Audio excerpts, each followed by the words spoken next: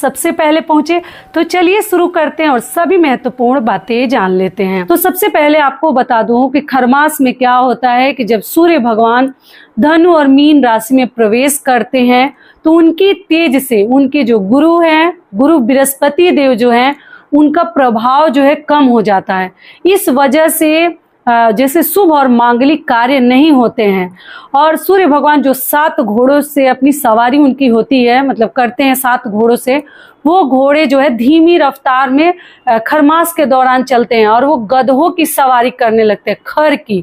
इस वजह से सभी कार्य धीमी गति से चलने लगते हैं और शुभ और मांगलिक कार्य देवउठनी एकादशी के बाद शुरू होते हैं और फिर खरमास के मतलब दौरान बंद हो जाते हैं। जब से खरमास लग जाता है तो बंद हो जाते हैं। ठीक है, तो आपको ध्यान क्या क्या रखनी है वो भी मैं आपको बता दूंगी और कब से प्रारंभ हो रहा है वो भी लास्ट में आपको बता दूंगी। तो सबसे पहले दोस्तों आपको बता दूं कि देखिए, खरमास के दौरान नहीं किए जाने वाले कार्य, खरमास के दौरान आप कोई भी नया कार्य नहीं कर सकते। शुभ मांगलिक विवाह, शादी, मुंडन, गृह प्रवेश ये तो करना ही नहीं है। अन्नप्राशन बच्चे का कुछ भी आप नहीं कर सकते। नया सिंदूर बिंदी, आपको सुहाग की चीजें, चूड़ी वगैरह खरमास में अगर रखी भी हैं तो नहीं निकालनी है।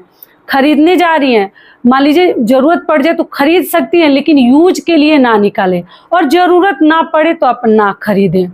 क्लियर हो गया? अगर मान लीजिए किसी के लिए रखना है, शादी विवाह में भेजनी है, तैयारी करी है तो खरीद सकती है, पहनिएगा मत। लेकिन मैं तो यही कहूंगी कि अगर खुद के लिए लेनी है तो खरीदिएगा भी मत।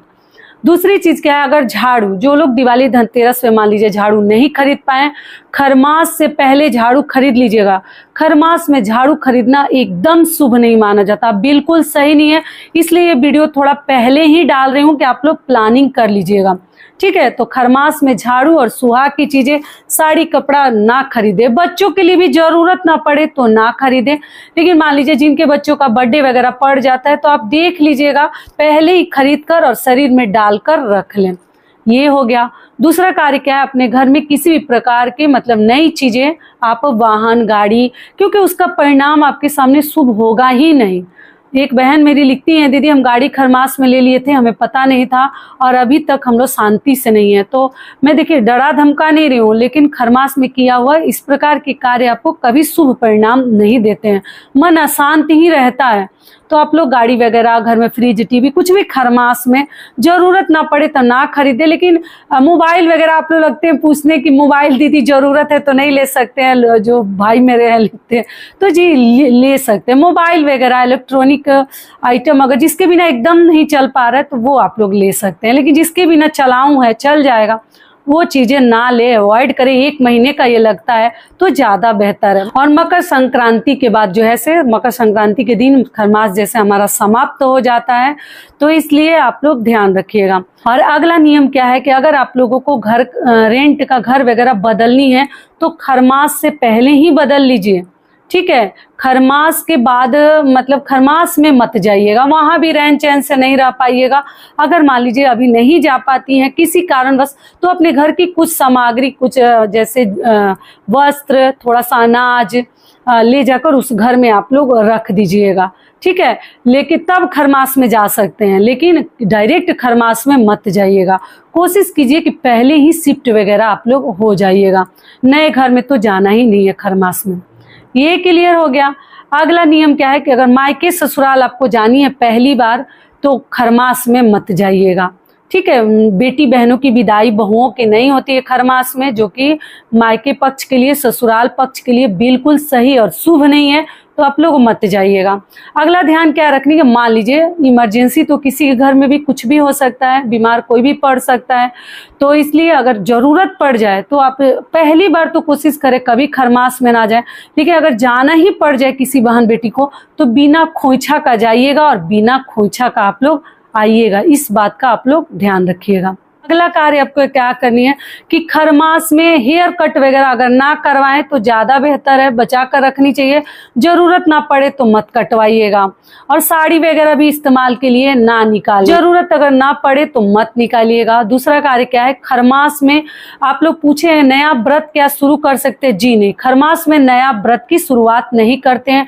अगर कोई व्रत आप लोग पूछे हैं कि हमारा 5वां गुरुवार का व्रत जैसे खरमास में ही पड़ रहा है तो गुरुवार ही नहीं, जो भी व्रत आप पहले से करते आ रही हैं उसको कंटिन्यू खरमास में भी आप लोग कर सकते हैं, कोई दिक्कत नहीं है। लेकिन नया अगर शुरुआत करनी है किसी व्रत की तो आप लोग खरमास में ना करें, इस बात का आप लोग ध्यान रखिएगा।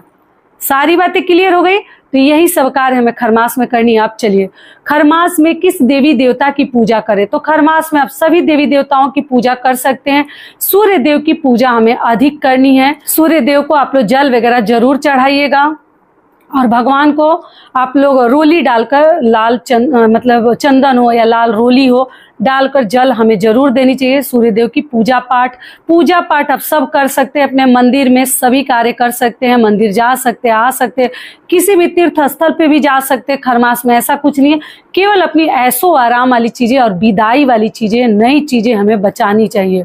ठीक है, जो बचने लायक है जरूर बचाइए। अगला कार्य आपको क्या करनी है कि खरमास में आप लोग एक चीज और ध्यान रखिएगा, पूजा पाठ घर में जो नॉर्मल विधि से करते हैं वो सब कार्य हमें करनी है, लेकिन कोई बड़ा आयोजन और अनुष्ठान हमारे घर में खरमास में नहीं किया जाता। आप अपने घर का नियम वगैरह देख लीजिएगा, अगर बच्चे तो हमें जरूर बचानी चाहिए।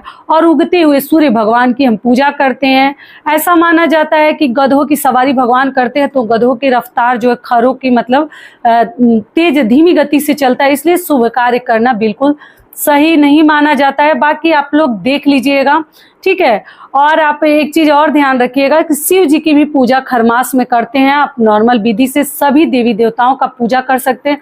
उद्यापन वगैरह अगर खरमास में करना हो तो अगर बचे तो बचाइए, क्योंकि नहीं करनी चाहिए। एक दो व्रत अगर एक्स्ट्रा आपको करना पड़ जाए तो आप लोग कर सकते हैं, लेकिन कुछ लोग जैसे उद्यापन करते हैं खरमास में भी, तो हर घर के नियम अलग है। लेकिन आप लोग देख लीजिएगा, अगर बचे तो बचाइएगा, अगर नहीं आपके घर होता है तो जरूर कीजिएगा। और किसी भी प्रकार का जैसे संकटा माता की पूजा वगैरह जो मैं बताई हूँ खरमास में नहीं किया जाता है।